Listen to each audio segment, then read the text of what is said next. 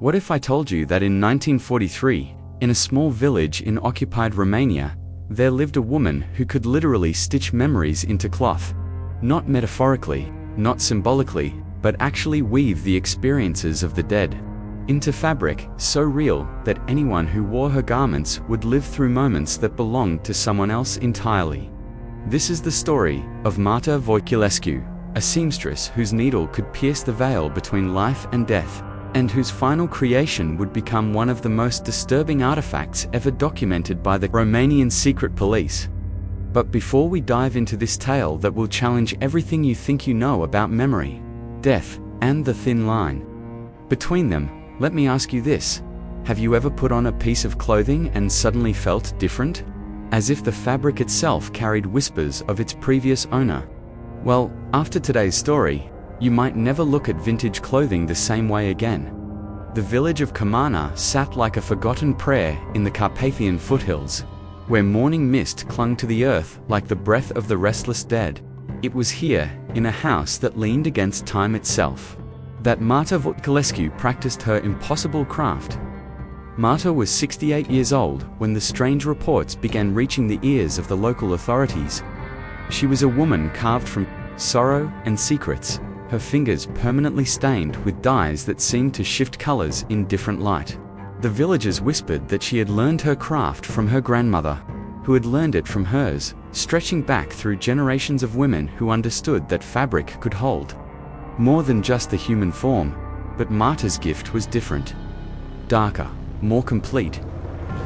The first incident that brought her to official attention involved a wedding dress. Elena Popescu, a 19-year-old bride from the neighboring village, had commissioned Marta to create her wedding gown. The girl's mother had heard rumors about the seamstress's unusual abilities but dismissed them as village superstition. How foolish that dismissal would prove to be. Elena tried on the completed dress 3 days before her wedding. The moment the silk touched her skin, she collapsed. When she awakened, she was no longer Elena Popescu, the baker's daughter. She was Maria Constantin, a woman who had died in 1892 during a cholera outbreak that had ravaged the region 51 years earlier. For 6 hours, Elena spoke in an archaic dialect that predated her birth by decades. She called for children who had never existed in her timeline, wept for a husband whose tombstone could be found in the village cemetery, and described in horrifying detail the sensation of drowning in her own fluids as the cholera consumed her. From within, when Elena finally returned to herself, she had no memory of those 6 hours. But her hair, once golden brown, had turned completely white. The wedding was postponed indefinitely. Word of this incident reached Father Dumitru, the village priest, who decided to investigate Marta's work personally. What he discovered in her workshop would haunt him for the remainder of his life. The seamstress's cottage was ordinary from the outside, indistinguishable from any other dwelling in Comana, but the interior revealed the workshop of someone who had mastered an art that should not exist. The walls were lined with hundreds of spools of thread, each one a different shade. But these were not colors that could be found in any natural dye. They seemed to pulse with their own inner light, and some appeared to move when viewed from the corner of one's eye. But it was Marta's loom that truly defied explanation.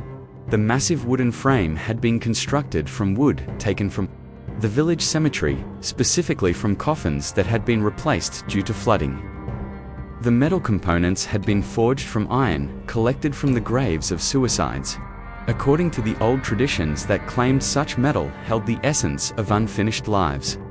Father Dumitru watched, horrified and fascinated, as Marta demonstrated her process. She would take a personal belonging from someone who had died, something that had been close to their body during their final moments. A wedding ring, a button from a favorite coat, a lock of hair. These items would be placed in a small copper basin filled with what appeared to be ordinary water, but felt thick and cold to the touch, like liquid mercury. As the object dissolved in the basin, the water would change color, taking on hues that seemed to reflect the emotions and experiences of the deceased. Fear appeared as a sickly yellow-green, love manifested as deep crimson threads. Despair created veins of blue so dark they seemed to absorb light. Marta would then spin these colored waters into thread. Using a spinning wheel that had been modified with gears and mechanisms that Father Dumitru could not begin to understand. The resulting thread was not merely colored by the water, it contained the actual memories of the dead person, compressed and transformed into material form. When she wove these memory threads into fabric, the resulting cloth became a vessel for the experiences of the deceased. Anyone who wore it would temporarily become a living repository for those memories, experiencing them as if they were their own. Father Dumitru demanded to know how she had learned this impossible art. Marta's answer chilled him to the bone. During the Great War, she had worked as a nurse in a field hospital near the Austrian front. Thousands of young men had died in her care, and she had become obsessed with the idea that their memories, their experiences, their very essence was being lost forever. She began collecting personal items from the dying soldiers, initially planning to return them to families who would never receive them. But in 1917, during the brutal winter siege of Marasesti, something changed. Marta began experiencing dreams that belonged to the dead soldiers. She would wake up knowing things she had never learned, speaking in languages she had never studied, carrying the emotional weight of love affairs and family connections that were not her own. She realized that the personal objects of the dead were not merely sentimental keepsakes. They were anchors that held fragments of consciousness, memories that refused to die with their owners.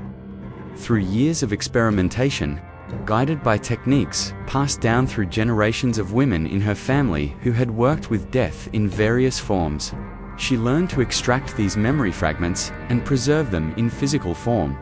The process required specific conditions. The dead had to have died with strong emotional attachments to the physical world. Their personal belongings had to be processed within 30 days of death before the connection between object and consciousness faded. And most importantly, the seamstress herself had to be willing to serve as a temporary vessel for the memories during the extraction process. Each time Marta created a memory thread, she experienced the death of its original owner.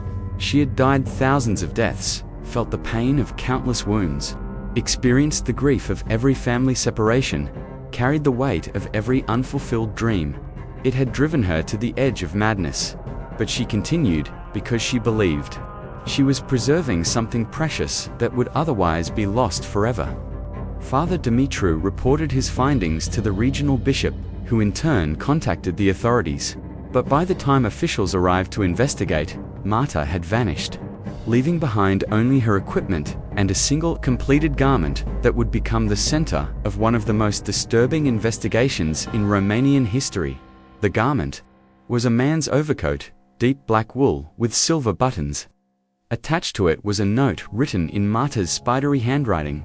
For those who would judge what they do not understand, wear this, and know the weight of what I have carried. The investigating officer, Lieutenant Colonel Gheorghe Antonescu, decided to test the coat's alleged properties himself. He put it on in the presence of 3 witnesses, including a medical doctor and a stenographer, to record whatever might occur. The transformation was immediate and absolute. For 8 hours, Lieutenant Colonel Antonescu was no longer himself. Instead, he became a succession of different people, each one a soldier who had died during the Great War. He spoke their names, recounted their final moments, described their families and loved ones with impossible accuracy.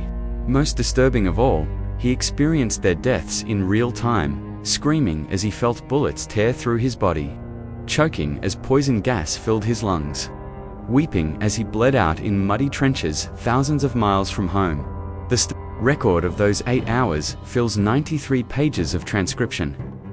When military historians later verified the details, they found that every single death described by the possessed officer matched exactly with military records of soldiers who had died at Marasesti between 1916 and 1918. When Antonescu finally returned to his own consciousness, he was forever changed. He resigned his commission within a week and spent the remainder of his life in a monastery, claiming that he could never again participate in any action that might lead to death, because he now understood, with terrible clarity, exactly what death cost the human soul. The coat was sealed in a military vault and classified at the highest levels of security. According to documents that were briefly declassified in 1989 before being sealed again, it remains there to this day, along with detailed instructions that it must never be worn again under any circumstances. But the coat was not Marta's final work. 3 months after her disappearance, reports began surfacing of a woman matching her description appearing at scenes of recent deaths throughout the region. She would arrive within hours of someone's passing, always alone, always carrying a small leather satchel. Witnesses reported that she would spend several minutes alone with the deceased, and would always take something small with her when she left.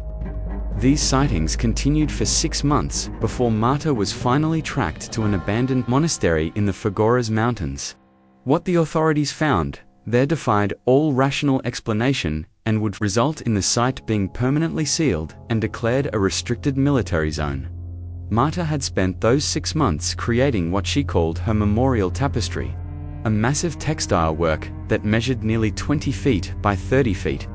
Every thread in the tapestry contained the memories of someone who had died during the war, creating a literal fabric of collective human experience and suffering. But the tapestry was not simply a memorial. It was a trap. Marta had woven her own memories into the final section of the work. But she had done something unprecedented. She had woven in her own death while she was still alive, creating a paradox that tore a hole in the fabric of reality itself. The investigating team found Marta sitting before her loom, her body perfectly preserved, but completely lifeless. She had been dead for weeks, but her needle continued to move, guided by memories that refused to accept the end of their vessel. Around her, the air itself seemed thick with the presence of the dead, and several members of the investigation team reported hearing whispers in languages they did not recognize. The memorial tapestry pulsed with an otherworldly energy. Anyone who looked directly at it for more than a few seconds would begin to experience random flashes of memory from the thousands of people whose essence was woven into its threads. The effect was cumulative. The longer someone remained in the presence of the tapestry, the more they would lose their own identity and become absorbed into the collective consciousness trapped within the fabric. One member of the investigation team, Dr. Vasil Karagial, spent 45 minutes studying the tapestry before his colleagues realized something was wrong. When they finally pulled him away, he was no longer Dr. Karagial, but a composite being carrying fragments of identity from hundreds of different people. He would spend the rest of his life in a psychiatric facility, his consciousness permanently fractured across multiple timelines and identities. The authorities made the decision to seal the monastery immediately. The entire building was filled with concrete, and the site was designated as a permanent exclusion zone. Official records state that this was done due to structural instability, but classified documents tell a different story. According to these sealed files, the memorial tapestry continues to grow. Somehow, Marta's final work has achieved a form of consciousness that allows it to reach out beyond its physical location and collect the memories of anyone who dies within a radius. The concrete containment has not stopped this process, but has merely contained it, creating what military analysts have described as a memory singularity that grows stronger with each passing year. Seismic monitoring equipment installed around the site has detected regular vibrations that match no known geological phenomenon. These vibrations occur in patterns that researchers have identified as similar to brainwave activity, suggesting that something vast and aware lies beneath the concrete tomb. Local residents report strange dreams that began shortly after the monastery was sealed. These dreams always feature the same woman, Marta Voiculescu, standing at her loom and inviting the dreamer to add their own thread to her eternal work. Those who accept her invitation in the dream invariably die within 72 hours, always in their sleep, always with expressions of profound peace on their faces. The story of Marta Voiculescu raises questions that challenge our understanding of consciousness, memory, and the nature of death itself. Was she a visionary artist who discovered a way to preserve human experience beyond the grave? Or was she something darker, a collector of souls who trapped the dead in an eternal tapestry? of suffering. The Romanian government has never officially acknowledged the existence of the memorial tapestry or the restricted zone around the sealed monastery. But satellite imagery, taken every 5 years since 1960, shows an interesting anomaly. The concrete seal over the monastery develops new cracks in perfect geometric patterns, as if something beneath is trying to create a design visible from above. Recent intelligence reports suggest that several foreign governments have shown interest in accessing the site, apparently believing that martyrs' techniques could be weaponized for intelligence gathering or psychological warfare. These attempts have been unsuccessful, partly due to Romanian security measures, but mostly because anyone who spends more than a few minutes within the exclusion zone begins to experience the memory absorption effect, even through the concrete barrier. Perhaps the most disturbing aspect of this story is not what Marta accomplished, but what she might have started. In the decades since her death, there have been scattered reports from around the world of individuals who seem to possess similar abilities, seamstresses and tailors who create garments that carry more than just fabric. These reports are always investigated and quickly classified, but the pattern suggests that Marta's techniques may not have died with her. The next time you put on a piece of vintage clothing, especially something with an unclear history, pay attention to how it makes you feel.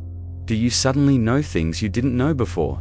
Do you find yourself remembering places you've never been, people you've never met? If so, you might want to take that garment off immediately, because some memories are not meant to be shared. And some threads, once woven into the fabric of reality, can never be unraveled. The memorial tapestry waits in its concrete tomb, growing larger with each passing day, collecting the memories of the dead and dreaming dreams that span centuries. And somewhere in that vast collection of human experience, Marta Voiculescu continues her work, her needle moving through dimensions we cannot perceive, stitching together a pattern whose ultimate purpose may be beyond human comprehension. The question that haunts those who know the true story is not whether Marta's work will ever be completed, but what will happen to our world when it is. Sweet dreams.